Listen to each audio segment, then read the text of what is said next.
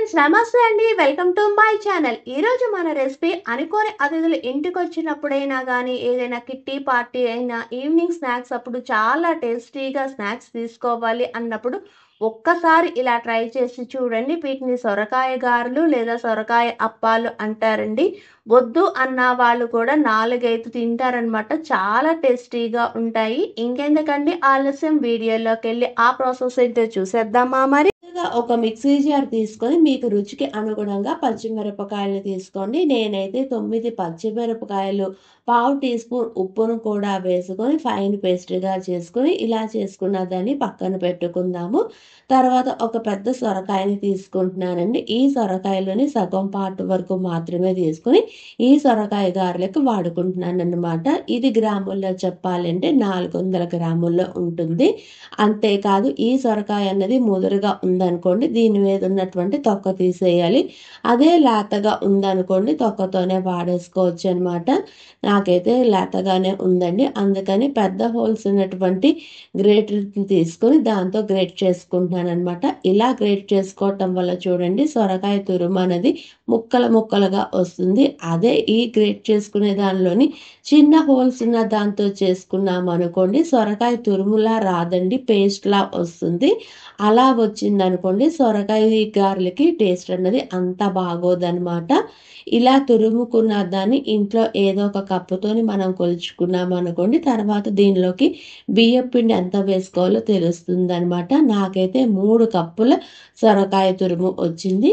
తురుముకున్నటువంటి సొరకాయ తురుములోకి ఫైన్‌గా చాప్ చేసినటువంటి మీడియం సైజు ఆనియన్స్ 2, ఫైన్‌గా చాప్ చేసినటువంటి హాఫ్ కప్ కొత్తిమీర, ఫైన్‌గా చాప్ చేసినటువంటి హాఫ్ కప్ కరివేపాకు, 1/3 కప్పు నువ్వులు, మీకు రుచికి అనుగుణంగా ఉప్పు, ఇందాకల పచ్చిమిరపకాయ పేస్ట్లో ఉప్పు వేసుకున్నాం కాబట్టి ఇక్కడ ఉప్పు అనేది కొంచెం తక్కువే వేసుకోండి.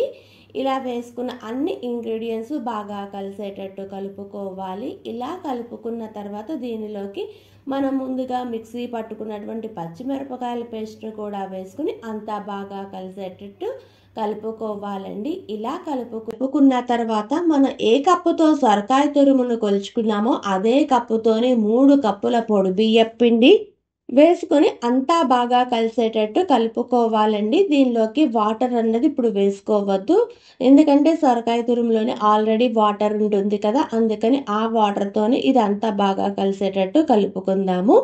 ఇలా కలుపుకున్న తర్వాత దీనిలోకి నేను ముందుగా నానబెట్టుకున్నటువంటి 2 టేబుల్ స్పూన్ పెసరపప్పు, సేపు నానబెట్టుకున్నటువంటి 2 టేబుల్ స్పూన్ శనగపప్పు, 2 టీ స్పూన్ జీలకర్ర కూడా వేసుకున్న అన్ని ఇంగ్రీడియంట్స్ బాగా కలిసేటట్టు కలుపుకోవాలండి.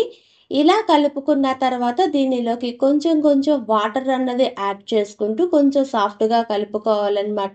పిండి అన్నది మరీ గట్టిగా ఉండకూడదు, అలాగని మరీ పలుచగా ఉండకూడదు. ఇక్కడ నేను చూపిస్తున్నాను చూడండి, పిండి కన్సిస్టెన్సీ ఇలా వచ్చేటట్టు కలుపుకోవాలి.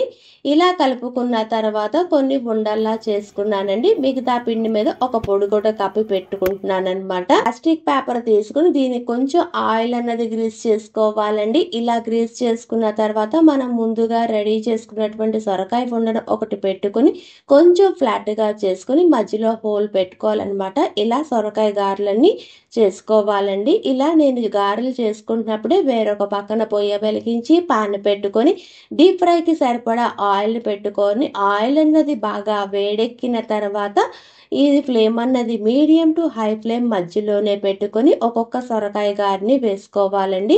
ముందు ఒక సొరకాయ గారి వేసుకున్న తర్వాత ఒక్క 2 నిమిషాలు అయిన తర్వాత ఇంకొకటి వేసుకోండి. ఇలా వేసుకోవటం వల్ల గారెలు అన్నవి ఒకదానికొకటి అంటుకోవన్నమాట, పర్ఫెక్ట్గా వేగుతాయి. ఇలా వేగే తర్వాత గారి చుట్టూరుగా కొంచెం రెడ్ కలర్ వస్తుందండి, మధ్యలో మాత్రం వైట్గానే ఉంటుందన్నమాట. ఇలా వచ్చిన వెంటనే దీన్ని డిష్ అవుట్ చేసుకోవటమేనండి. ఇవి వేడిగా ఉన్నా కానీ చల్లారినా కానీ టేస్ట్ అనేది చాలా బాగుంటుంది. మీకు కావాలి అంటే పాన్ ఫ్రై కూడా చేసుకోవచ్చు. ఇలా రెడీ అయినటువంటి సొరకాయ గారెలు మీకు నచ్చాయా?